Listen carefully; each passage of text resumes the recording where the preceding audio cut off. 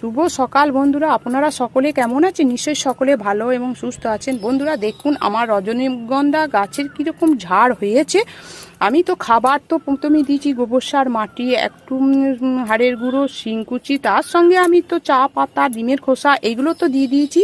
এই তো বৃদ্ধি হতে আরম্ভ হয়েছে, তাই এই সময় আমাদের যে কাজটা করতে হবে, এই সময় নাইট্রোজেন জাতীয় খাবার একবারে বন্ধ করে দিয়ে আমাদের ফুল আনার জন্য যেটা দিতে হবে, কলার খোসা, পেঁয়াজের খোসা ভেজানো জলটা দিতে হবে পাতলা করে। আমি এইটা দিই প্রতি সপ্তাহে একবার করে। এবার যেহেতু ফুল আসা টাইমে এই খাবারগুলি দেবেন, পটাশিয়াম জাতীয় খাবার দেবেন।